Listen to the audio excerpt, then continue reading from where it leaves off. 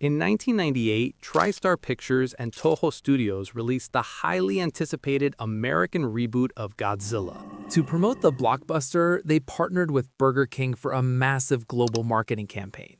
But buried deep within that promotional contract was a catastrophic legal oversight, an in-store appearances clause. The idea was simple. Actors in heavy rubber Godzilla suits would visit local franchises to entertain kids. Instead, it triggered a multi-million-dollar liability nightmare. During a series of promotional events officially dubbed the Monster Stomp, these massive, cumbersome costumes caused unprecedented property damage.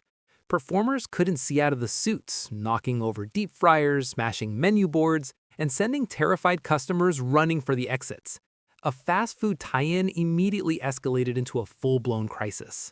The fallout was instantaneous. Franchise owners across the country filed massive injury and property damage lawsuits against corporate headquarters, furious that these monster stomp events had turned violently destructive and resulted in significant physical injuries. Burger King's legal team realized the sheer volume of claims could bankrupt their promotional division, so they had to execute a drastic pivot. Instead of just settling the claims, they took an unprecedented strategy. They argued in federal court that the character of Godzilla itself fundamentally constituted a public nuisance.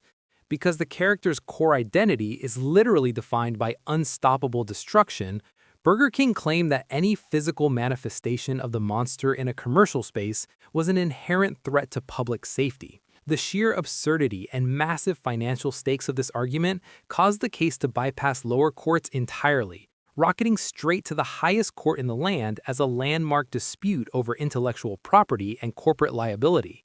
Fast forward to 2024, when the Supreme Court finally handed down a verdict that changed the legal landscape forever. The justices didn't just rule on the financial damages. They invoked a strict liability concept known in the insurance industry as a physical presence exclusion. The court issued a groundbreaking decree. The character of Godzilla is legally classified not as a traditional corporate mascot, but as a direct corporate liability threat. The specific legal language of the verdict permanently barred any physical iteration, costume, or licensed representation of Godzilla from ever entering a Burger King establishment again. The Supreme Court effectively declared that while you can copyright a monster, you cannot bring a walking natural disaster into a fast food restaurant. Today, enforcing this ban is a high-tech operation. If you walk into a flagship Burger King location in 2026, you aren't just being recorded by standard security cameras. The entrances are equipped with advanced AI visual scanners specifically trained to flag Godzilla-themed merchandise, silhouettes, or costumes. This isn't a joke to the corporation. In 2025, a superfan wearing a highly detailed rubber Godzilla suit attempted to enter a location in Nevada and was legally detained under what is now known as the Godzilla Exclusion Act. Current employees undergo mandatory training protocols, learning exactly how to lock down the premises and contact authorities the second a Toho licensed property steps onto the pavement. This bizarre legal precedent has sent shockwaves through the entire restaurant industry. Major competitors like McDonald's, Taco Bell, and Wendy's are now preemptively drafting kaiju clauses into all their promotional contracts to avoid suffering the same Supreme Court fate. The cultural impact of this legal battle is absolutely staggering.